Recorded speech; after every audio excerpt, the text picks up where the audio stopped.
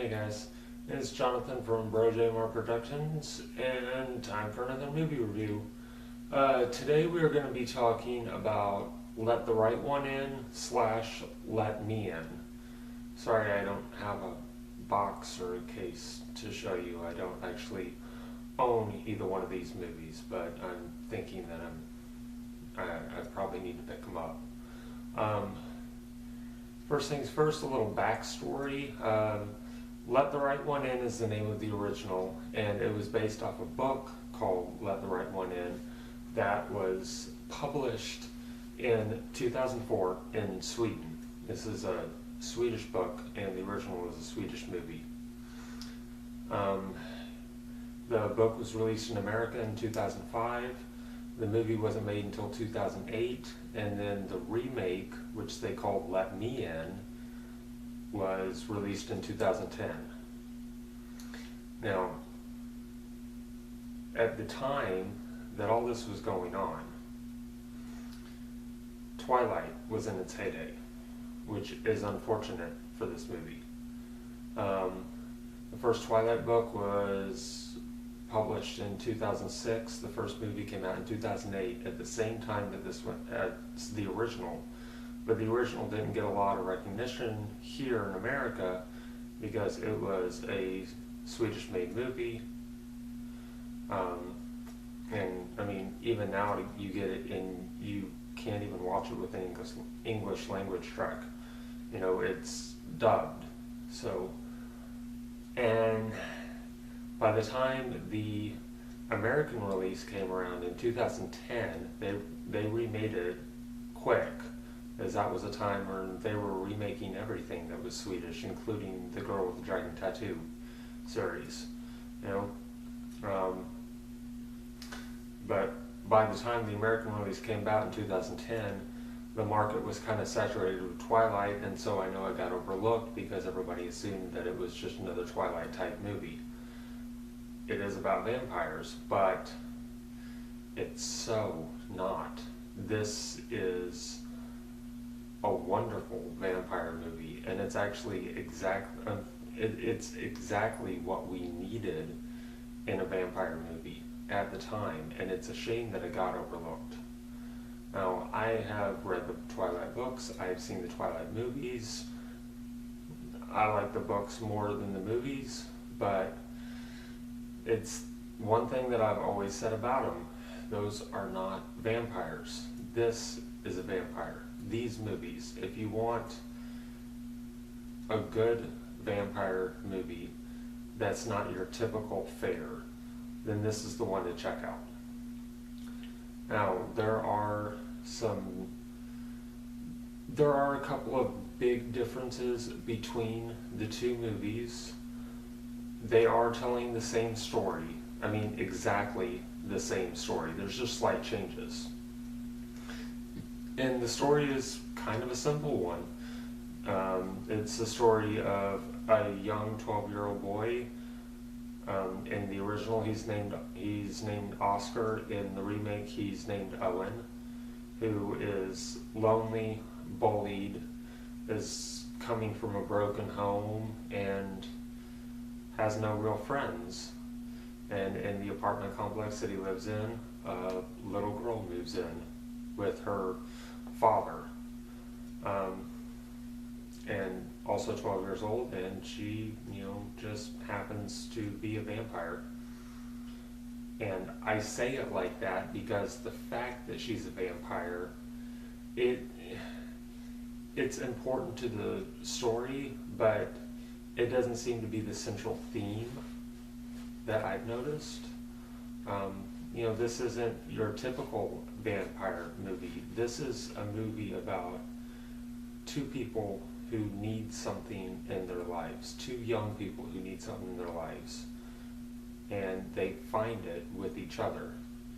It's really a movie about friendship and love and compassion more than anything, more than about being a vampire and killing people. And the girl in the original, she's named Ellie. In the remake, she's named Abby. she is a real vampire. She is a true vampire. She has to drink blood. She's hurt by the sun. She has, super strength. She can, well, you don't actually ever see her fly, but she says that she does. She can climb up the side of buildings. She hits all of the vampire tropes that are established. We don't know, if she can be staked or anything like that. That may be in the book. I don't know. I haven't read the book, although I want to now. I really want to now. And Ellie, lives with a person that everybody assumes to be her father, but who he actually is her guardian. And his job is to help take care of her, which includes going out, finding people to kill, and drain their blood to take back, so that they can try to live a little bit more under the radar, and she's not out killing people all the time, even though he's kind of really bad at his job, because we never actually see him successfully drain anybody in the movie, in either one of them. And that was one of the biggest differences for me, and the biggest difference that I didn't like between the two. In the original, the Guardian's character is very sympathetic, loving. He realizes that he's not succeeding in his job and his mission and what he's supposed to be doing, and he feels terrible for it. He apologizes to her, and when he messes up for the last time and gets caught, he pours a vial of acid over his face to try to hide his identity, so that nothing can be tracked back to her. He's sacrificing everything to try to protect her and to help her to live. And it's very emotionally charged scenes between the two of them whenever they are together. In the remake, they kind of made him an asshole. He's telling her, oh, well, I'm getting sloppy, maybe I want to get caught. At one point he's about to go out and try to find another person to kill and drain, and she asks him, you going out? And he says, do I have a choice? I didn't like that. I didn't like that change in it, because those were very powerful scenes in the original between the two of them. And there is just a fantastic scene, and they did it very well in the remake too, between the Guardian and her, Ellie/Abby, where after he burns himself with the acid, he's in the hospital and she comes to see him, and she has to walk up to the nurse's station and ask where he is. And she tells him, he's on this floor, but it's restricted, so she just leaves and climbs up the side of the building, because she's a freaking vampire and she can do that. And she knocks on the window, but she can't actually come in because he has burned his lips away and he can't talk. He can't invite her in. That's one of the big things throughout this movie, and that's why it's called Let the Right One In, or Let Me In, is that she has to be invited into any dwelling. And so she can't get into the hospital room. And so he opens the window to be able to see her for the last time. And he willingly leans his head out the window so that she can drink from him. And then he falls to his death. And it's such an incredibly powerful scene. And the remake did it very well. It was it was when that was the point when when the remake started redeeming itself for me. The remake did introduce another character who was not in the original. Well, kind of, but not in the same way. And it was a police detective who is trying to follow this string of murders and attempted murders that there's been. He's almost in many ways like a Van Helsing type character. And I'm not totally sure if I liked it or not. In the original, there was a character who was kind of doing the same things, who was trying to figure out what was going on, but he was coming at it from a different perspective. He was coming at it from the perspective of one of the people that was killed was his friend. And so he was just trying to figure out what happened to his friend and was looking for revenge. He wasn't a cop. The fact that they made him a cop was almost just putting it right out there that this is this movie's Van Helsing. You know, and I was on the fence about that, and I still am. I don't know. I mean, it kind of worked, but at the same time it didn't. But then again, the remake, and I didn't know this. I actually saw the remake when it came out, and I didn't make this connection, but the remake was actually produced by Hammer, of all people, to make this movie. Hammer did. So it makes sense that there's a Van Helsing character. Hammer is very big on the classics, so I'm starting to ramble a little bit, so I'm going to try to wrap this up real quick. One of the biggest thing that I saw between these two movies is the original is beautifully shot, very well acted, and just a fantastic movie.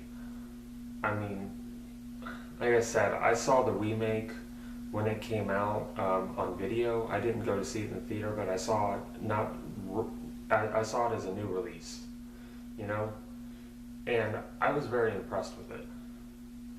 I don't know why I never went back and tried to find the original for it. I wish that I had, because it's so well done. It's such a beautiful story of friendship and love, and it's so well played out in the original. It's very slow building, you know, everything seems to fall into place. The remake, there were a few things they did that I really liked. Like, they set the remake in 1983, which seems kind of weird, but it seemed weird to me, but the more I thought about it, the more it kind of makes sense. Because they're trying to create this sense of isolation, and that you know, this girl has no options except to just do what she can to survive. You know? And by setting it in 1983, it cuts out some of the possibilities of things like genetically altered blood banks. Even though blood banks did exist in 1983, that wasn't something that would have been on the forefront of people's minds as much. Things like that, it cuts a lot of that out, you know. But the remake it's almost like the whole movie was running 10% behind the original, you know. It's like they got like 85-90% of it all right. But one of the biggest things they couldn't seem to get was the connection between Abby and Owen. It was not as well done as the original. The original is like, because it was slow building, everything just falls into place, and you can absolutely believe that even at 12 years old, these kids are going to stick together for the rest of their lives. In the remake, it felt forced. That's really the word I'm looking for. It kind of feels forced. And it didn't click as much for me. But the remake did have its moments. I mean, Abby is portrayed by Chloe Grace Moritz, who I think is fantastic, and she's going to be huge. You know, she's probably the best young actress that we have right now, and she portrays it great. Like I said, it's just they couldn't quite seem to get that connection right between the dialogue and the atmosphere and everything. It just felt a little too forced. Now, that's pretty much all I really got to say about this one. I can't say which one is better than the other. I think I like the original more, but the remake did have some really good stuff in it. I would say watch the remake though, because you get a little bit more information that adds some layers of depth to it.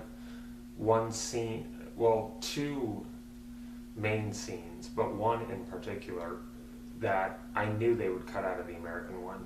After I watched the original, I went to watch the remake, and I hadn't seen it in a while. I was like, I know that scene's not going to be in here, because it's a scene that they could never show in an American movie. The only way the original was able to get away with it because it was in Sweden. I personally was kind of surprised they showed the scene where Abby strips naked and gets into bed with Owen. I mean, they don't show it obviously, but just the fact that they're doing that at all, I'm surprised they were able to get away with it. But it's a very good story. It's a very different take on a vampire story. Because again, it's not specifically about vampires per se. This girl just happens to be a vampire. So I would say check out both of them. And if you're really interested in even more, there is a book, and the author of the book has written a second short story that explains what happens to the characters afterward. And so I'm going to be searching for both of those. But that's all I got to say for this one. Don't know what we're going to do next. We're most likely going to be hitting up zombies next. So, and I promised my brother that I would do a little plug. He has posted his own movie review. He reviews a great movie from our childhood. So look that up on our YouTube page as well and give it a watch. So we'll see you guys next time.